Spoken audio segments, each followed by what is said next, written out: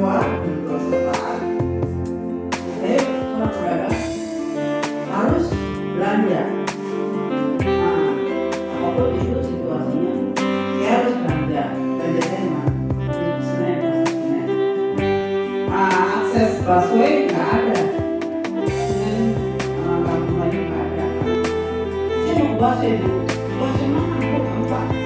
Saya mau ke sana loh. Sini. Segitu khawatirnya orang ini pada saya.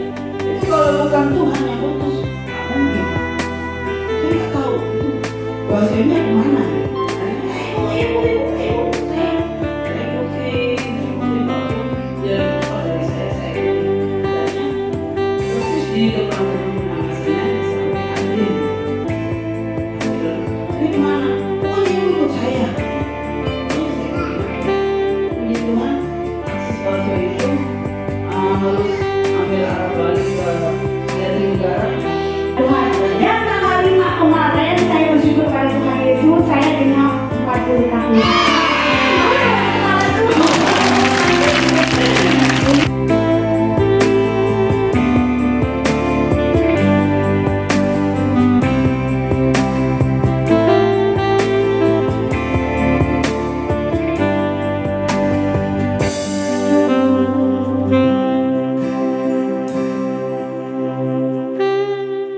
Kita tidak lagi menjadi makhluk spiritual, tapi kita menjadi makhluk yang bergerak dengan daging.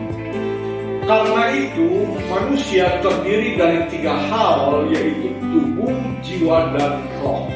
Yang dominan sekarang adalah tubuh saudara atau daging saudara. Saudara bergerak dengan tubuh saudara, bergerak, beraktivitas dengan tubuh saudara yang dominan dalam kehidupan saudara sehari-hari. Dan tubuh ini atau daging tidak mendapat bagian sedikit pun di dalam kerajaan Allah. Kemudian setelah tubuh ada di dalam diri kita yang disebut dengan jiwa. Nah, jiwa ini ada di dalam saudara dan saya. Jiwa ini terdiri dari akal saudara, akal dan pikiran saudara, itu yang disebut dengan jiwa. Budi saudara, akal budi saudara, pengerti saudara adalah jiwa. Tetapi sesudah jiwa ada satu bagian, yaitu roh atau spiritual saudara.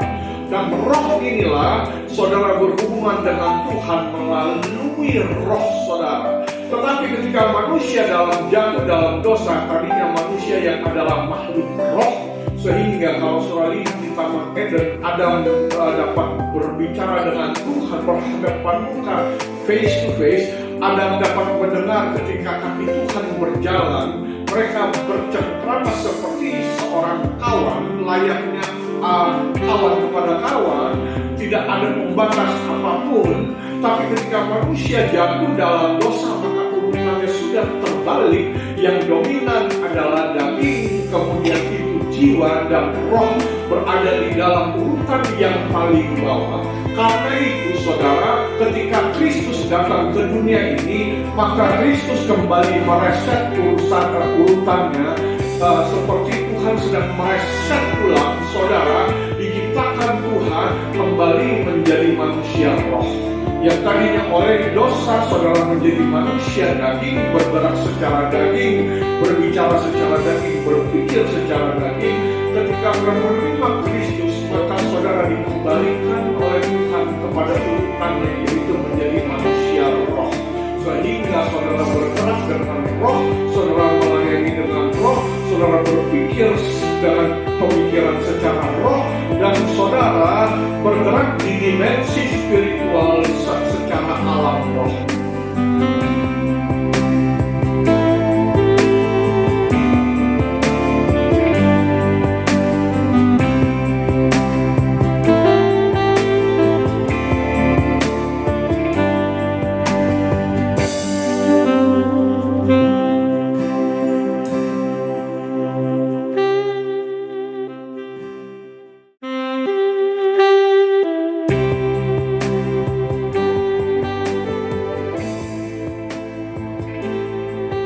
Dunia ini.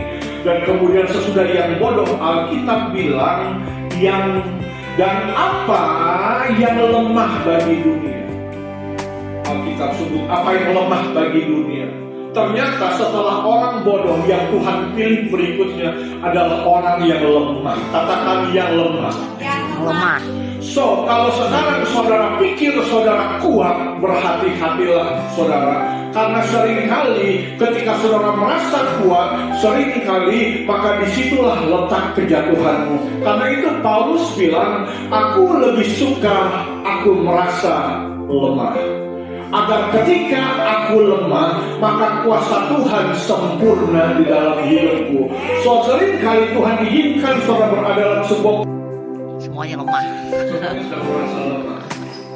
Berterima kasih kepada Tuhan karena ternyata orang-orang lemah yang Tuhan pakai untuk menjungkir balikan dunia ini. Karena ketika saudara merasa lemah secara kekuatan, maka saudara akan mengandalkan Tuhan. Dan kedua, orang yang lemah sesudah yang lemah. Jadi saudara jangan pandang enteng ketika ada rekan saudara yang sedang lemah. Karena siapa tahu Tuhan akan pakai dia untuk hormat kemuliaan. Dan sesudah itu, apa yang lemah bagi dunia dipilih Allah untuk memalukan apa yang kuat.